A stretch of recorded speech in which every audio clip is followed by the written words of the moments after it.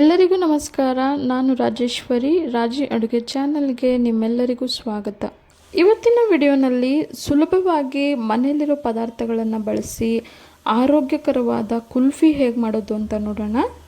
ಕುಲ್ಫಿ ಮಾಡೋದಕ್ಕೆ ಮೊದಲಿಗೆ ನಾನಿಲ್ಲಿ 1 ಲೀಟರಷ್ಟು ಫುಲ್ ಫ್ಯಾಟ್ ಇರೋ ಹಾಲನ್ನು ಒಂದು ಪಾತ್ರೆಗೆ ಸೇರಿಸಿ ಬಿಸಿಯಾಗೋದಕ್ಕೆ ಇಟ್ಟಿದ್ದೀನಿ. ಹಾಲು ಬಿಸಿ ಆಗಬೇಕಾದ್ರೆ ಮೇಲೆ ಬರೋ ಕೆನೆನ ಈ ರೀತಿ ಸೌಟಾಡಿಸ್ತಾ ಹಾಲು ಜೊತೆಗೆ ಕೆನೆ ಎಲ್ಲ ಚೆನ್ನಾಗಿ ಬೆರೆಯೋ ರೀತಿ ಈ ರೀತಿ ಕಲಿಸ್ಕೊಳ್ತಾ ಕುದಿಸ್ಕೋಬೇಕು. ಮೀಡಿಯಮ್ ಫ್ಲೇಮಲ್ಲೇ ಹಾಲನ್ನು 15 ನಿಮಿಷ ಚೆನ್ನಾಗಿ ಕುದಿಸ್ಕೊಂಡಾಗಿದೆ. ಈಗ ನಾನು ಮೊದಲೇ 20 ಗೋಡಂಬಿಯನ್ನು ಬಿಸಿನೀರಲ್ಲಿ ನೆನೆಸಿಟ್ಟಿದ್ದೆ. ಈಗ ಅದನ್ನು ಮಿಕ್ಸಿ ಜಾರ್ಗೆ ಸೇರಿಸಿ ನೈಸಾಗಿ ರುಬ್ಕೊಂಡು ಈ ಹಾಲಿಗೆ ಸೇರಿಸ್ಕೊಳ್ಳೋಣ. ಬರೀ ಗೋಡಂಬಿನೇ ಸೇರಿಸ್ಬೇಕಂತೇನಿಲ್ಲ, ನಿಮ್ಗಿಷ್ಟವಾಗೋ ಬಾದಾಮಿ ಅಥವಾ ಪಿಸ್ತಾ ಯಾವುದಾದ್ರೂ ಸೇರಿಸ್ಕೋಬಹುದು. ಗೋಡಂಬಿ ಪೇಸ್ಟನ್ನು ಸೇರಿಸಿ 2 ನಿಮಿಷ ಕುದಿಸ್ಕೊಂಡಾಗಿದೆ. ಈಗ ಇದಕ್ಕೆ 3 ಟೇಬಲ್ ಸ್ಪೂನಷ್ಟು ಹಾಲಿನ ಪುಡಿಯನ್ನು ಸೇರಿಸ್ಕೊಳ್ತಾ ಇದ್ದೀನಿ.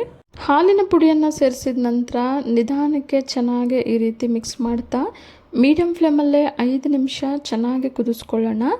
5 ನಿಮಿಷದ ನಂತರ 1/4 ಟೀ ಸ್ಪೂನಷ್ಟು ಏಲಕ್ಕಿ ಪುಡಿಯನ್ನು ಸೇರಿಸಿ ಮತ್ತೊಮ್ಮೆ ಚೆನ್ನಾಗಿ ಮಿಕ್ಸ್ ಮಾಡಿಕೊಳ್ತಾ 10 ನಿಮಿಷ ಕುದಿಸ್ಕೊಳ್ಳೋಣ. ಕುಲ್ಫಿ ಮಾಡಬೇಕಾದ್ರೆ ಹಾಲನ್ನು ಕುದಿಯೋದಕ್ಕಿಟ್ಟಾಗ ಗ್ಯಾಸ್ ಫ್ಲೇಮನ್ನು ಯಾವುದೇ ಕಾರಣಕ್ಕೂ ಹೈ ಫ್ಲೇಮಲ್ಲಿ ಇಡಬಾರ್ದು.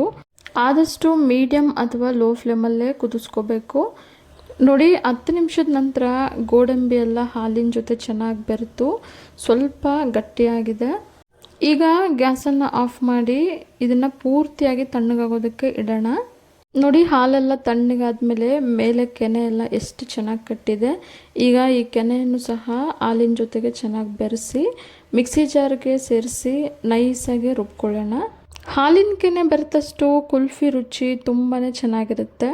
ಅರ್ಧದಷ್ಟು ಹಾಲನ್ನು ನೋಡಿ ನೈಸಾಗಿ ರುಬ್ಕೊಂಡಾಗಿದೆ.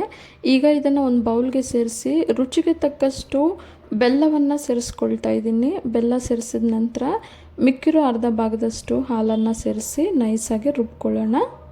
ನಾನಿಲ್ಲಿ 6 ಟೇಬಲ್ ಸ್ಪೂನಷ್ಟು ಬೆಲ್ಲನ ಸೇರಿಸ್ಕೊಂಡಿದ್ದೀನಿ. ನೀವು ಸಹ ನಿಮ್ಮ ರುಚಿಗೆ ತಕ್ಕಂತೆ ಹೆಚ್ಚು ಕಡಿಮೆ ಮಾಡಿ ಬೆಲ್ಲನ ಸೇರಿಸ್ಕೋಬಹುದು. ಈಗ ರುಬ್ಕೊಂಡಿರೋ ಕುಲ್ಫಿ ಮಿಶ್ರಣನ ಸಣ್ಣ ಮಡಿಕೆಗಳಿಗೆ ಸೇರಿಸ್ಕೊಳ್ತಾ ಇದ್ದೀನಿ.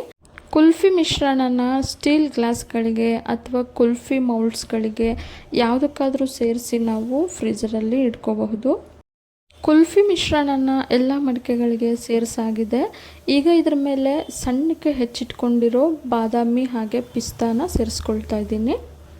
ಬಾದಾಮಿ ಪಿಸ್ತಾನ ಸೇರಿಸಿದ ನಂತರ ನೋಡಿ ಎಷ್ಟು ಸುಂದರವಾಗಿ ಕಾಣ್ತಿದೆ ಅಲ್ವಾ. ಈಗ ಈ ಕುಲ್ಫಿಯನ್ನು ಯಾವುದಾದ್ರೂ ಅಲ್ಯೂಮಿನಿಯಂ ಕವರೇಜ್ ಇರೋ ಈ ರೀತಿ ಒಂದು ಶೀಟನ್ನು ಅಥವಾ ಯಾವುದಾದ್ರೂ ಪ್ಲಾಸ್ಟಿಕ್ ಪೇಪರನ್ನು ಬಳಸಿ ಈ ರೀತಿ ನೀಟಾಗಿ ಕವರ್ ಮಾಡ್ಕೊಳ್ಳೋಣ. ಕವರ್ ಮಾಡಿರೋ ಈ ಎಲ್ಲ ಮಡಿಕೆಗಳನ್ನು 8 ಗಂಟೆಗಳ ಕಾಲ ಫ್ರೀಝರಲ್ಲಿ ಇಡೋಣ. 8 ಗಂಟೆಗಳ ನಂತರ ಫ್ರೀಝರಲ್ಲಿಟ್ಟಿರೋ ಕುಲ್ಫಿಯನ್ನು ಈಗ ತೆಗೆದು ನೋಡೋಣ. ಬನ್ನಿ, ಎಷ್ಟು ಚೆನ್ನಾಗಿದೆ ಅಂತ ನೋಡೋಣ. ಈ ಬೇಸಿಗೆಗೆ ತಂಪಾದ ತುಂಬಾ ರುಚಿಯಾದ ಆರೋಗ್ಯಕರವಾಗಿರೋ ಕುಲ್ಫಿ ಈಗ ರೆಡಿಯಾಗಿದೆ. ಫ್ರೀಝರಿಂದ ಹೊರಗೆ ತೆಗೆದ ತಕ್ಷಣ ಒಂದು 3 ರಿಂದ 4 ನಿಮಿಷ ಹಾಗೆ ಇಟ್ಟು ನಂತರ ಈ ಕುಲ್ಫಿಯನ್ನು ಸರ್ವ್ ಮಾಡಬೇಕು. ಕೆಲವೇ ಪದಾರ್ಥಗಳನ್ನು ಬಳಸಿ ಮಾಡಿರೋ ಈ ಕುಲ್ಫಿ ತುಂಬಾ ರುಚಿಯಾಗಿರುತ್ತೆ. ಸಣ್ಣ ಮಕ್ಕಳಿಂದ ಹಿಡಿದು ದೊಡ್ಡೋರ್ವರೆಗೂ ತುಂಬಾ ಇಷ್ಟಪಟ್ಟು ತಿಂತಾರೆ. ಇವತ್ತಿನ ತಂಪಾದ ಆರೋಗ್ಯಕರವಾದ ಮಟ್ಕಾ ಕುಲ್ಫಿ ನಿಮಗೆಲ್ಲ ಇಷ್ಟ ಆಗಿದೆ ಅಂದ್ಕೊಂಡಿದ್ದೀನಿ.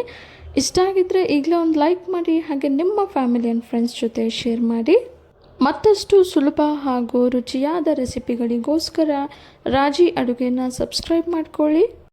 ಮತ್ತೊಂದು ರುಚಿಯಾದ ರೆಸಿಪಿಯೊಂದಿಗೆ ಮುಂದಿನ ವಿಡಿಯೋದಲ್ಲಿ ಸಿಗೋಣ. ಧನ್ಯವಾದಗಳು.